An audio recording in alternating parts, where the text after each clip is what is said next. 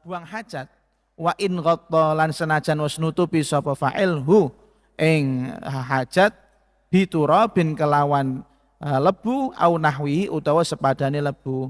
Kenapa ngono iku? Li annahu krana sak temene talaf lam yahdus iku ora muncul, ora terjadi apa talaf fit talifi ing dalem wong sing rusak amdan atau fi'lan kelawan jarak ay amdan, fi'lan itu ay amdan.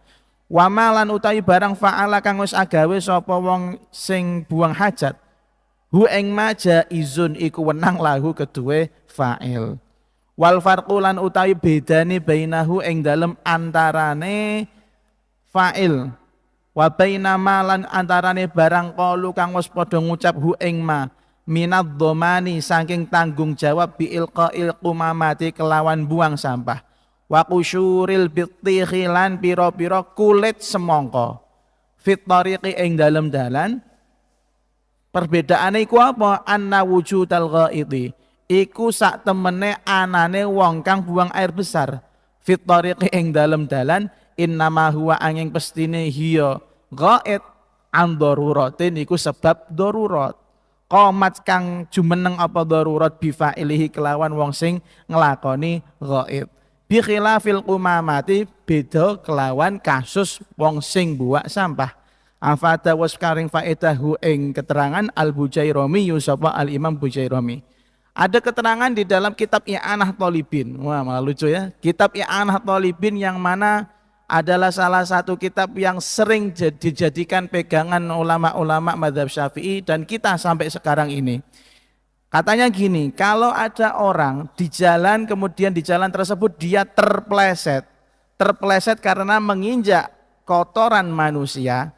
Lalu kemudian terjadi hal yang tidak diinginkan sama orang ini, entah itu sakit, entah itu kecelakaan, entah itu patah tulang atau kejegur got, maka orang yang buang kotoran di jalan itu tidak wajib bertanggung jawab apa saja yang terjadi pada orang yang kepleset.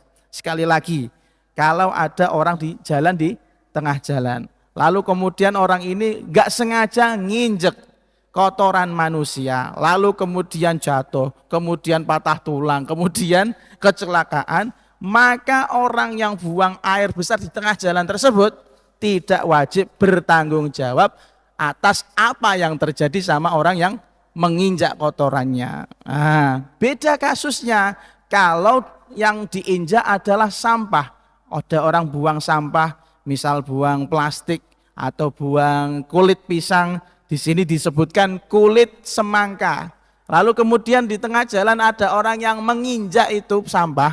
Kok kepleset sampai patah tulang misalnya, atau sampai kecelakaan, sampai kejegur got, sampai ketujus besi. Nah, maka orang yang buang sampah wajib bertanggung jawab. Kenapa? Bedanya apa? Bedanya cuma di masalah ini. Orang yang sampai dia kok keluarin kotoran besarnya di tengah jalan, itu logikanya biasanya kepepet nih. Orang sing kebelet temenanan, tidak bisa cari hammam, tidak bisa cari WC, akhirnya di tengah-tengah alun-alun dia, contoh ya, di tengah-tengah alun-alun dia beol. Saking ora kuwate menahan apa? Menahan buang air besar. Maka yang terjadi sama orang yang buang air besar itu murni darurat. Maka darurat yang terjadi kok sampai mencelakakan orang lain, maka tidak masalah gitu loh. Beda dengan kasusnya orang yang buang sampah atau buang plastik, buang kulit pisang, kulit jeruk, kulit apa? Semangka. Ketika ada orang yang kepleset, maka dia harus bertanggung jawab karena itu tidak hajat. Buang sampah itu bukan karena darurat, ada tempatnya.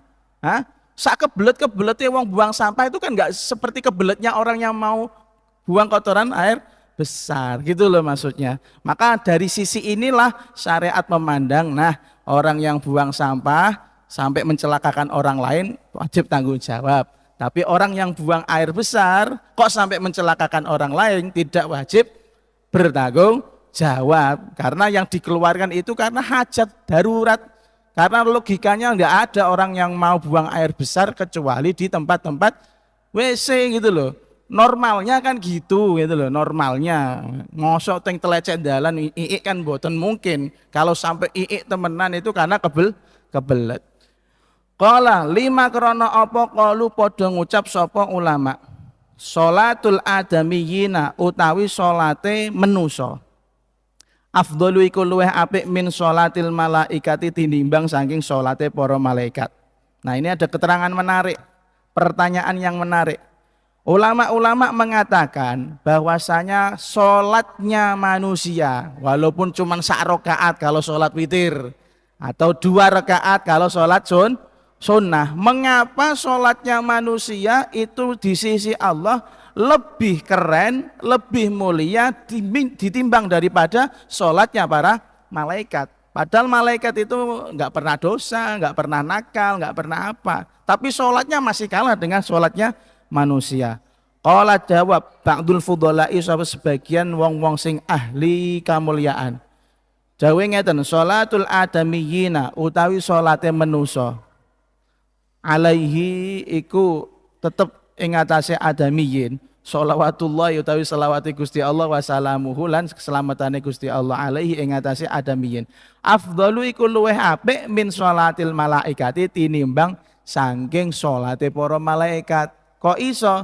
Idh krana ta'atul basyari utawi taate manusa afdalu iku luweh utama min ta'atil malaikati tinimbang saking taate para malaikat.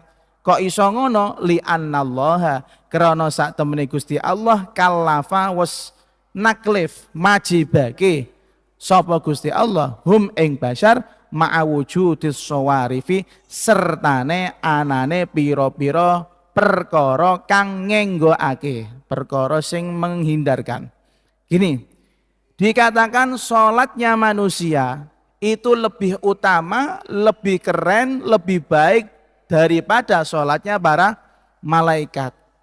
Nilainya itu lebih bagus, lebih mulia daripada sholatnya malaikat. Padahal kita tahu dalam akidah Ahlussunnah wal Jamaah, malaikat itu adalah makhluk Allah yang tercipta dari nuraniyun, dari cahaya, yang mana mereka itu tidak pernah la ya'sunallah ma amarahum wa yaf'aluna ma yu'marun. Mereka tidak pernah bermaksiat, apa yang dikatakan oleh Allah mengikuti saja, diperintah oleh Allah nderekake mawon.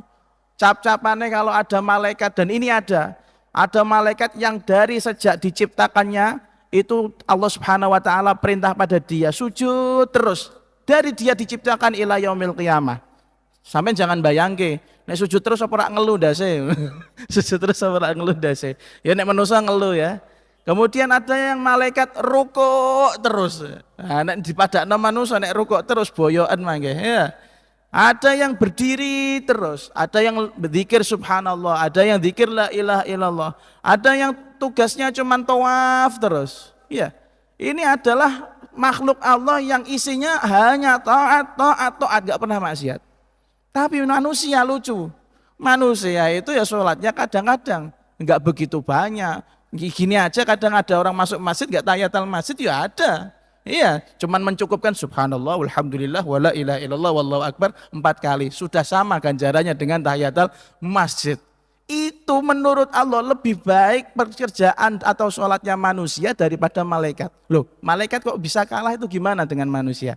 Kata orang-orang ahli ma'rifat, manusia sholatnya itu lebih keren daripada malaikat karena apapun tindakan taat amal soleh yang dilakukan oleh manusia itu menurut Allah sudah lebih baik daripada malaikat.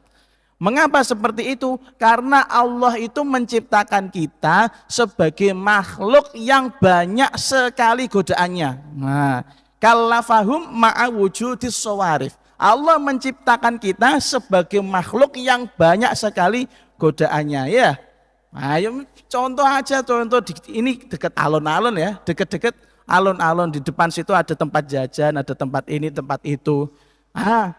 Kalau manusia itu benar-benar mendapatkan taufik hidayah dari Allah Subhanahu wa taala, pasti dia lebih memilih untuk belok ke masjid, iktikaf di masjid, ikut pengajian, terus buka bersama. Tapi ada juga sebagian manusia, nanti maghribnya masih lama, buka bersamanya juga nanti datangnya nanti pas maghrib ngabuburit aja di situ, ya enggak? Lah ini manusia. Tapi kalau manusia dengan banyaknya godaan-godaan tersebut masih mau sholat, masih mau taat kepada Allah, maka nilainya lebih berat di sisi Allah daripada taatnya para malaikat. Lah malaikat nggak punya nafsu ya. Malaikat tuh nggak punya nafsu. Malaikat nggak punya godaan. Walaupun ada wanita cantik di depannya, dia nggak bakal nafsu. Beda dengan kita. Kita ada wanita cantik di depan, ya di depan kita, kemudian dia menawarkan diri dan mau kita zinai, ngapunten ya, kita pol kemauan. Itu mesti kita tergiur ya. Apalagi misalnya itu artis, anak pejabat, wah beruntung Anda. Menjadi skandal besar enggak? Nah, maka kita sebagai manusia itu makhluk yang lengkap, diberi akal, diberi nafsu. Nah, ketika Allah menciptakan malaikat, Allah hanya menciptakan malaikat hanya diberi apa? Akal, tapi nggak diberi nafsu. Makanya jangan heran kalau malaikat itu dengan Allah Subhanahu wa taala taatnya 100%. Beda dengan kita, tergantung menang akalnya apa menang nafsunya. Kalau manusia menang nafsunya, maka lebih keren daripada malaikat. Kalau manusia menang ngapunten kualek ya. Kalau manusia menang akalnya, ngapunten. Kalau manusia menang akalnya, maka dia lebih keren daripada malaikat. Sebaliknya kalau manusia menang nafsunya, maka dia lebih jelek daripada hewan. Bisa jadi lebih jelek daripada setan. Lebih setan daripada setan. Makanya dulu ada di dalam Khazanah Islam kita kenal dengan nama mantan malaikat yaitu Harut dan Marut. Dari bangsa malaikat. Mereka pernah komen sama Allah Subhanahu wa taala, ini manusia kenapa maksiat terus itu? Kenapa maksiat terus? Lempeng-lempeng aja seperti kami para malaikat. Akhirnya singkat cerita, ini cerita Israiliyat tapi kayaknya divalidasi dengan yang ada di dalam Al-Qur'an. Harut dan Marut akhirnya diturunkan oleh Allah Subhanahu wa taala. Kamu jangan bilang gitu. Coba rasain dulu deh menjadi manusia. Jadi Harut dan Marut yang awalnya malaikat dicicipi oleh Allah Subhanahu wa taala sebagai manusia. Lah manusia perangkatnya itu punya akal, punya nafsu. Singkat cerita Harut dan Marut baru dikasih nafsu sedikit saja sudah oleng. Sudah oleng tidak bisa kembali menjadi malaikat, gitu loh. Sampai-sampai mengajari manusia tentang sihir, mengajari manusia bagaimana mengacaukan rumah tangga orang. Iya, ini malaikat loh aslinya. Malaikat. Itu makanya malaikat itu tetap kalah dengan kita. Kalau memang kita ahli ta'ah, kalau kita memang memenangkan akal pikiran kita, kalau kita memenangkan apa yang dikatakan oleh Allah dan Rasulullah. Ngoten. Tapi jangan sampai kita kalah dengan malaikat. Malaikat boleh taat, oke kita juga taat. Tapi kita nggak ngoyo seperti malaikat, biasa-biasa mawon, ya. Biasa-biasa mawon. Ala kulli hal, malaikat kalah dengan kita karena mereka nggak punya nafsu. Sedangkan kita bisa menang karena bisa mengalahkan hawa nafsu. Qala limadza krana apa kana ana al muwaswisuna. Sapa wong sing duweni pikiran-pikiran elek ngoten mawon. Al muwaswisuna sing bisik-bisik duwe pikiran-pikiran elek. Aqbaha iku luweh elek, aqbahal mubtadiina iku saelek-eleke wong ahli bid'ah. Ada pertanyaan dikatakan gini, sejelek-jeleknya orang yang suka membuat bid'ah. Bid'ah itu adalah sesuatu yang belum pernah ada di zaman Rasulullah dan tidak pernah dilakukan oleh Rasulullah, dan hukumnya bisa jadi bagus atau bahkan bisa jadi jelek. Maka di sini dikatakan sejelek-jeleknya orang yang ahli bid'ah adalah orang yang mempunyai pikiran-pikiran jelek. Selalu di dalam otaknya itu mbah niku pikiran kotor. Pikiran jelek ini bukan hanya pikiran kotor tok, bukan mesum tok nggih, sembarang macam, sembarang dengah. Maka di sini disebutkan, kenapa seperti itu? Mereka adalah orang yang paling buruk, seburuk-buruknya orang yang ahli bid'ah. Innal waswasata sak temene pikiran alek, La tusallit iku ora iso nguasani apa waswasah illa alaman kejaba ing atase wong istahkama kang berlandaskan ngoten. Nyuwun hukum amri hukuman alias berlandaskan alaihi ing atase man al jahlu apa gendeng bodoh wal khobalu lan edan wasara lan dadi sapa man la tamyiza iku ora iso beda-bedakake iku maujud lahu tetep keduwe man wa amma man lan anapun utawi wong kana kang ana sapa man ala haqiqatil ilmi iku tetep ing atase sejatine ilmu wal aqli lan akal fa innahu mongko iku sak temene wong la yakhruju iku ora metu sapa man anil tibai saking ngestokake nderekake sunnah wala yamilu lan ora doyong utawa condong sapa man ilal ibtidai marang kebid'ahan wa aqbahul mubtadi'ina lan utawi saele-eleke wong sing ahli bid'ah al muwaswisuna iku wong sing pira-pira duweni pikiran elek. Di sini dikatakan bahwasanya pikiran-pikiran jelek ya pikiran-pikiran jelek itu bisa menguasai manusia. Kamu, kita orang itu punya pikiran kotor, pikiran jelek, ya, serian, pokoknya pikiran-pikiran jelek yang ada di dalam otak kita. Itu semuanya tidak ada landasan dalilnya kecuali karena kita bodoh atau karena kita edan. Misal kita menghukumi seseorang itu kita menghukumi dia nggak seneng, kita nggak seneng sama orang itu. Entah kenapa nggak seneng, mukanya jelek, misalnya gitu. Padahal akhlaknya bagus, maka menghukumi seperti itu kan hanya berlandaskan apa? Pikiran jelek. Begitu juga kita mengatakan sama orang, wah pacane gembel iki. Wis ra macem dadi koncoku, misal. Ora macem dadi koncoku. Nah, ini namanya pikiran-pikiran jelek yang berlandaskan bukan pada dalil, tapi karena kebodohan dan kegilaan. Contoh biar Anda jelas. Ada orang yang punya circle niku napa?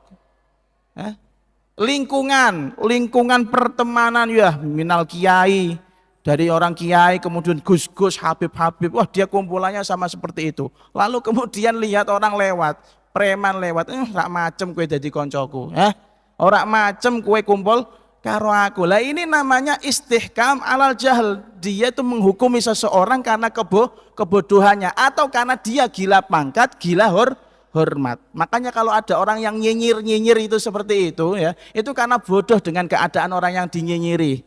Atau karena dia nggak seneng sama orang yang dinyinyiri. Kok bisa dia lebih tinggi daripada saya, kan gitu.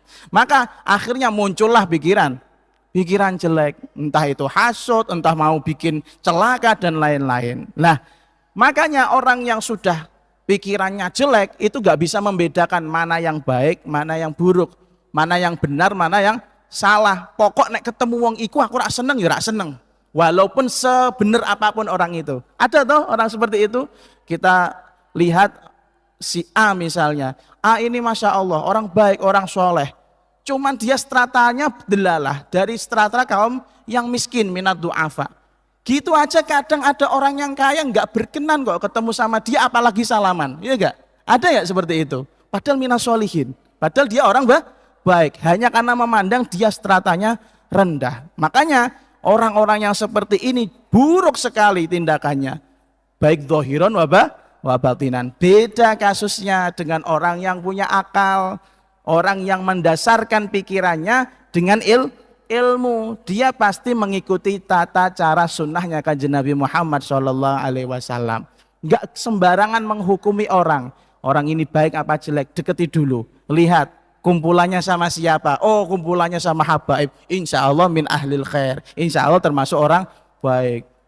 Kalau dari kejauhan kelihatan ini senengane nyiapke gendul, nyiapke nopo remi misalnya ya, kemudian main judi, ya sudah, dia menghukuminya secara akal bukan secara nafsu. Dia menghukuminya secara dalil bukan menghukumi secara kebodohan. Maka di sini disebutkan orang-orang yang punya pikiran jelek itu lebih jelek daripada orang yang hanya sekedar membuat kebid'ahan di dalam agama. Karena semua orang dipandang jelek, semua hal dipandang elek ngoten. Ana wong sugih sithik diarani mesti tuyul.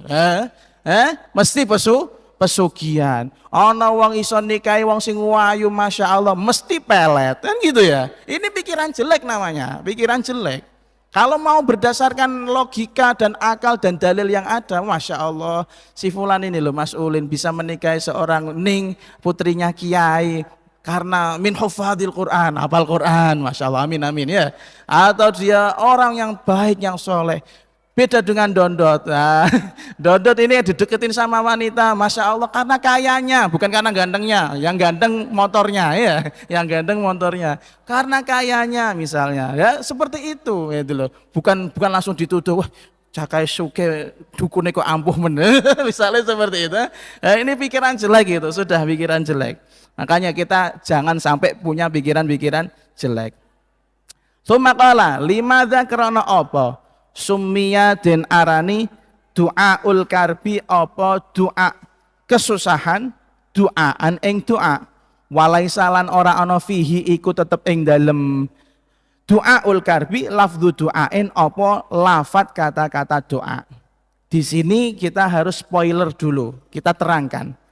Di dalam sebuah riwayat, ya, di dalam sebuah riwayat Kanjeng Nabi Muhammad SAW itu ketika beliau galau, susah, ya, manusia biasa. Kanjeng Nabi itu manusia biasa, tapi tidak seperti manusia biasa yang lainnya, karena beliau adalah Nabi dan Rasul. Kanjeng Nabi itu kalau galau selalu baca zikiran ini. Bacanya gini, la ilaha illallahul azimil halim. La ilaha illallahu rabbul arsyil karim. La ilaha illallah rabbus samawati wal ardhin wa rabbul arsyil azim. Nah, dari kata-kata ini kita tahu bahwasanya lafaz-lafaz di dalam zikir ini hanya la ilaha illallah, yaitu tauhid. Sekali lagi, la ilaha illallah al-azimil halim. Itu yang pertama, al-azim al-halim. Kemudian yang kedua, la ilaha illallah rabbul arsy al-karim. La ilaha illallah rabbul arsy al-karim. Nututi Mas Ulil. Nututi. Pertama, la ilaha illallah al-azimu al-halim. La ilaha illallah rabbul arsyil karim.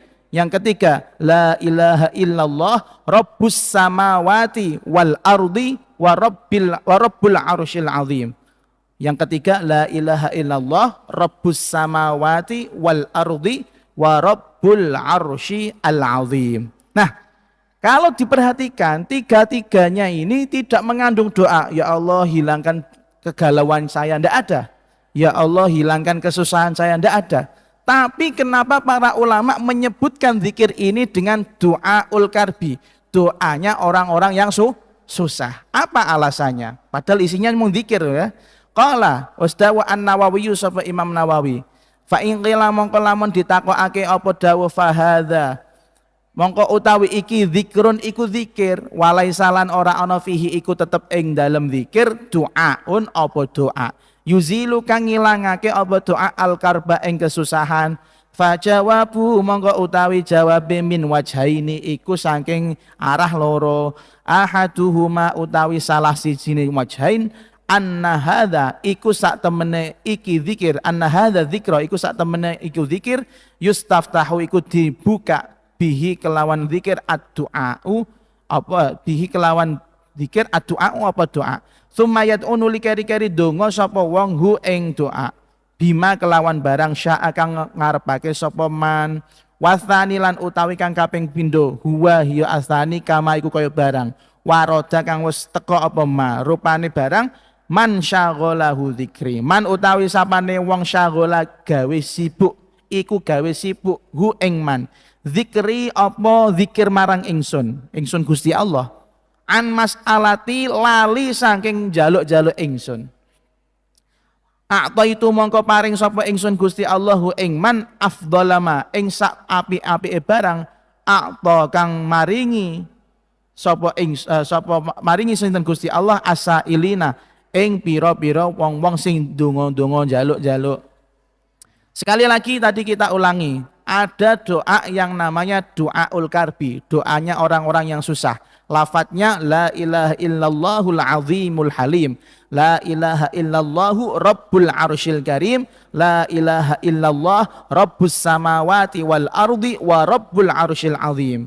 Kalau diperhatikan, ini semuanya zikir hakikatnya. La ilaha illallah kan zikir toh. Tapi kenapa diistilahkan oleh para ulama dengan doaul karbi, doanya orang-orang susah?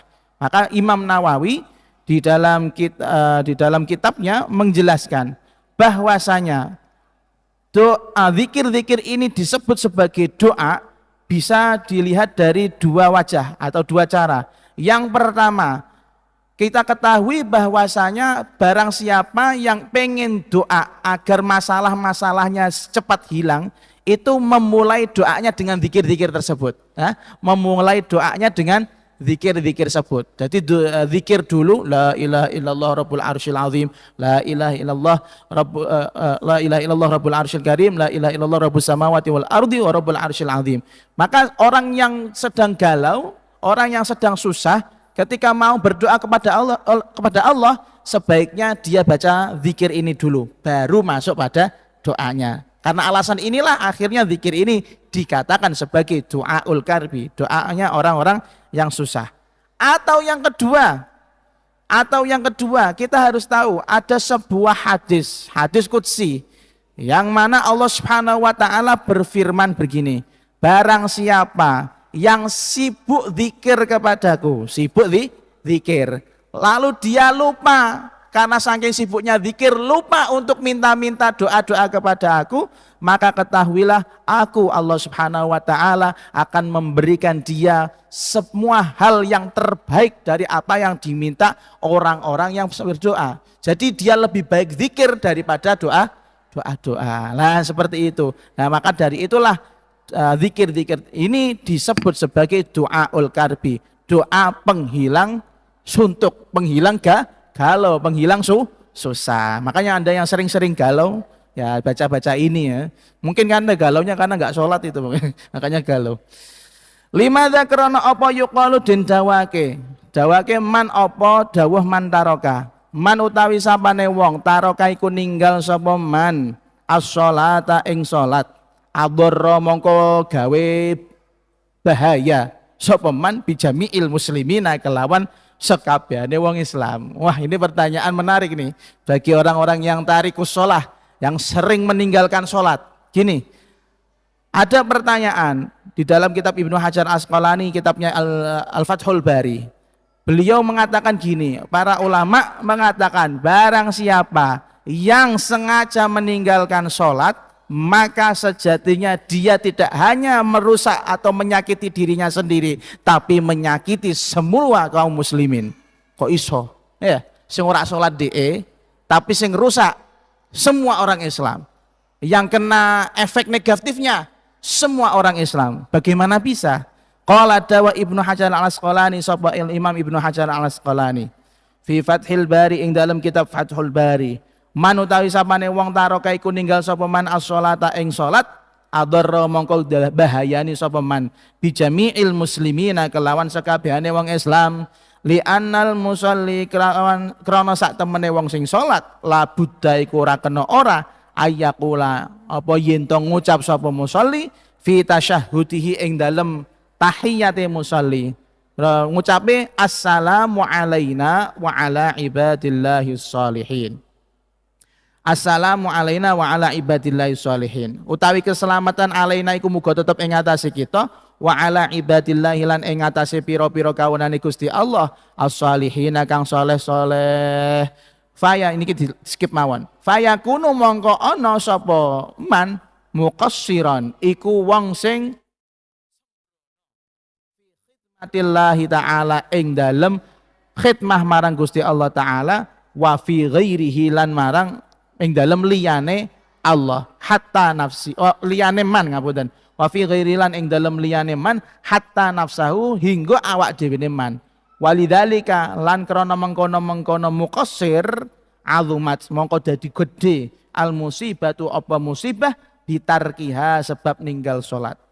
Tadi dikatakan bahwasanya orang yang sengaja meninggalkan sholat, enggak ngajak-ngajak orang, dia enggak sholat dirinya sendiri gitu ya. Ada orang yang meninggalkan sholat, maka efek negatifnya bukan hanya untuk dia sendiri tapi kepada orang muslimin semuanya. Mengapa bisa begitu? Karena kita ketahui bahwasanya orang ini kalau kita sholat nih, di dalam sholat itu kan ada tahiyat. Di dalam tahiyat itu ada doa assalamu alaina wa ala ibadillahi sholihin. Artinya gini, ya Allah kami mohon keselamatan darimu, berikanlah untuk kami orang-orang muslim dan kepada orang-orang yang soleh.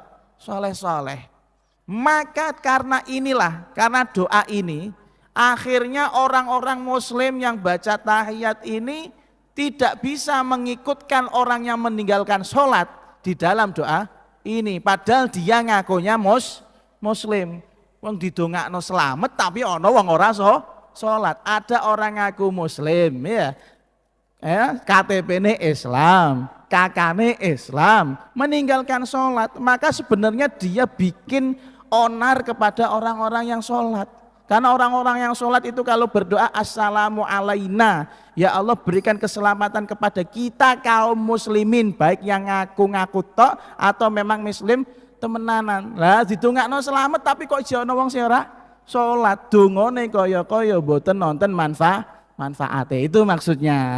Makanya ini kalau sampai kita meninggalkan sholat, sebenarnya kita membuat para orang-orang muslim yang sholat itu kewohan kali Gusti Allah. Kok ora ewah kepripun? Njaluk selamat kanggo wong Islam, tapi ono sing ora salat. Ngewohi tah mboten. Nah, terus slotnya untuk siapa akhirnya kan gitu kan? Masa untuk kafir. Maka madorotnya, efek negatifnya orang yang meninggalkan sholat itu bukan hanya untuk dirinya saja, tapi bahkan orang yang jejak melaksanakan sholat. Maka dari itulah musibahnya orang yang meninggalkan sholat itu sangat besar. Dalam hadis lain dikatakan as-sholatu imaduddin, sholat itu adalah tiang agama. Man tarakas sholat faqad hadamaddin, barang siapa yang tidak melaksanakan sholat maka dia menghancurkan agama. Ya Islamnya sih gak dahende, tapi kan orang Islamnya ini loh yang akhirnya kelihatan loh, tahu ono wong Islam tapi rak gelem sholat. Ya, ini orang-orang kafir kan seneng, ya, setan kan seneng dengan orang-orang yang nggak mau sholat. Nah ini repot, katanya taat tapi nyatanya tidak taat. Karuan kafir orang ano sholat-sholatan sisan, ya gitu kan. Karuan minhum, yaitu orang-orang Nasrani yang mana Jumatannya tiap minggu tok. Ya, malah ini ngaku muslim, sholat 5 waktu, ya, ke masjid cuman pas wayah bodoh tok, ya lucu kan. Wayah bodoh rak takbiran sisan, ora poso sisan, ya Allah, ora poso, ora traweh, ora sholat melu bodoh tenan aja. Bodoh tenan. Limadha krana apa harumat haram al mudahanatu apa mudahanah. Maka kita terangkan. Wanud dibatlan den sunahake al mudaratu apa mudarah. Jadi gini, al mudahanah wal mudarah. Ini repotnya bahasa Indonesia nggih. Bahasa kita tuh menerjemahkannya susah. Mudahanah dan mudarah itu adalah sikap manis, sikap berbuat baik. Kalau bahasa kasarnya, kalau kepada orang jahat kita sikap manis kepada orang jahat itu namanya penjilat. Tapi kalau mudahanah itu bersikap manis kepada orang baik. Ini bedanya gitu ya. Sama-sama sikap manis tapi penggunaannya berbeda. Mudahanah itu untuk orang penjilat yang nakal-nakal, tapi kalau mudaroh itu orang yang baik-baik. Al mudaroh itu utawi mudaroh, utawi sikap manis karo wong apik. Bukan menjilat ya, bersikap manis karo wong apik. Min akhlaqil mukminina iku setengah saking akhlake pira-pira wong sing beriman. Wahyalan utawi mudaroh khafdul janahi iku ngempetake tangan linnasi krana manusa, wala linnasi marang manusa, walainil kalimati lan lembute ucapan, watarkil ighlazi lan ninggal nesu-nesu keras lahum marang annas fil qauli ing dalem ucapan. Wadzalika lan utawi mengkono-mengkono al mudarah aqwa asbabil ulfati iku paling kuat-kuate pira-pira sebabe persatuan kasih sayang. Wa dhanna lan wis nyono ba'duhum sapa sebagian wong annal mudarata ing sak temene mudarah ya bersikap manis dengan orang baik hiya mudarah al mudahanatu iku mudahanah penjilat fa ghalatun aidhannuhu ghalatun iku keliru.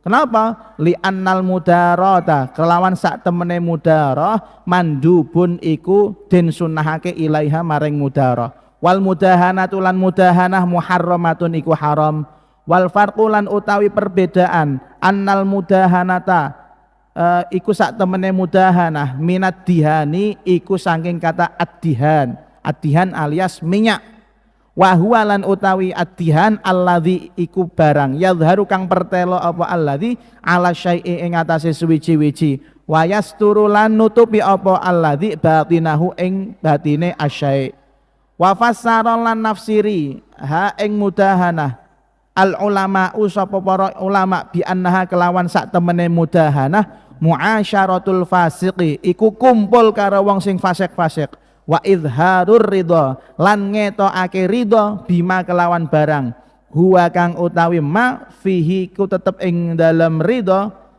min ghairi ingkarin saking tanpa ingkar alaihi ing atase fasik fihi kang tetep ing dalem fasik ngapunten fihi kang tetep ing dalem fasik min ghairi ingkarin saking tanpa ingkar alaihi ing atase fasik wal mudaratu lan utawi mudarah hiya mudarah arifqu iku kasih sayang bil jahili kelawan wong bodoh fit ta'limi ing dalem ngei pengajaran wabil fasiqi lan kelawan wong sing fasik fin nahyi ing dalem nyegah an fi'lihi saking nglakoni dosa wa tarkil ighladi lan ninggal keras alaihi ing atase fasik haitsula yadharu ing dalem sekirane ora ketok ma apa barang huwa kang utawi ma fihi iku tetep ing dalem fasik wal ingkaru lan ingkar alaihi ing atase fasik bilut fil qauli kelawan baguse utawa lembute ucapan wal fi'li lan perbuatan. Tadi dikatakan al mudarah itu sunnah, al mudahanah itu haram. Jadi secara bahasa singkat cerita kita itu berbuat manis-manis, bersikap manis dengan orang-orang yang saleh, orang-orang yang mukmin itu hukumnya sunnah ya. Tapi kalau kita bersikap manis sama orang yang enggak pasnya, orang nakal, orang zalim ya, ini hukumnya haram. Maka di sini dikatakan bersikap manis kepada orang muslim. Contohnya yaitu kita tidak mengeraskan suara ketika berbincang dengan mereka, kita tidak berbuat keras dengan mereka, kita tidak kelihatan sombong di hadapan orang-orang mukmin. Ini adalah salah satu beberapa sebab agar terjadi ulfah, terjadi kasih sayang antara orang-orang Islam. Orang Islam ini dituntut oleh Allah Subhanahu wa taala agar kita ini bersatu ya. Kal akhil wahid, seperti satu saudara. Lah piye carane bersaudara nek ora ketok manis? Piye carane bersaudara kalau kita tidak bersikap baik? Maka bersikap baik kita kepada orang-orang yang mukmin ini namanya di dalam agama mudaratun ya, mudaratun, dan ini hukumnya sunnah, beda lagi dengan mudahanah, bersikap manis dengan orang-orang yang jelek. Nah, dari kata bahasa sendiri sudah kelihatan mudahanah itu dari kata dihanun. Dihanun itu alias minyak. Minyak itu nggak bakal kumpul dengan air. Ketika kumpul dengan air, yang menang minyak apa airnya? Minyaknya yang di atas kan. Nah seperti itu. Kita kalau berbuat baik dengan orang-orang yang seperti ini, nggak bakal bisa nyampur gitu loh. Tetap kita tuh kalah. Tetap kita nggak bisa memasuki orang-orang yang fasik. Yang ada malah kita kegiring gitu orang-orang fasik. Iya. Ada orang yang sok-sokan dakwah lah sama orang-orang preman-preman itu ya, yang fasik-fasik yang minum-minum keras misalnya. Contohnya, kemudian sok-sokan dakwah malah ketut menjadi bandar narkoba. Naudzubillah min dzalik. Maka buat apa bermanis-manis sama mereka? Maksud ini bukan berarti kita keras sama mereka, enggak. Jangan deket-deket gitu loh. Jangan deket-deket sama orang yang potensinya membuat keimanan kita menjadi tercerai-berai ya.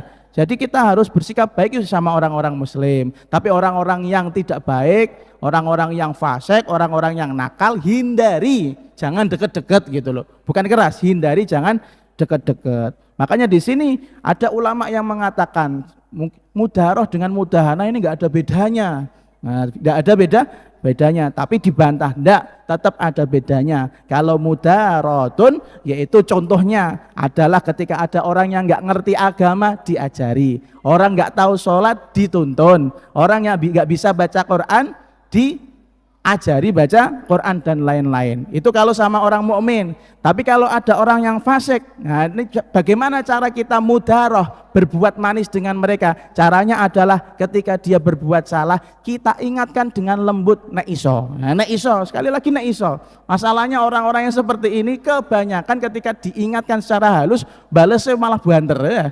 Balesnya malah banter. Kalau nggak kuat ya ingkar bil qalbi minimal ya. Tapi kalau bisa mudaroh, kalau bisa berbuat baik. Dan ini da'bus sholihin, yaitu termasuk akhlaknya orang-orang soleh.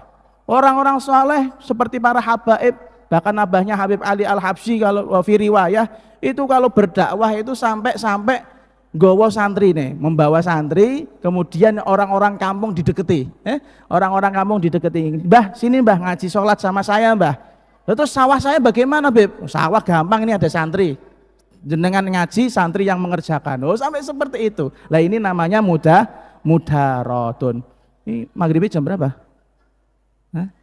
Masih 10 menit santai ya. Nah contohnya seperti itu. Kemudian kalau apalagi dengan orang fasik, bagaimana kita mudaroh dengan mereka, bersikap baik dengan mereka, yaitu kalau bicara dengan mereka jangan keras, santai. Ojo sampai dadekno ndekne emosi. Begitu juga kalau mereka melakukan hal yang jelek, kita ingatkan dengan yang baik.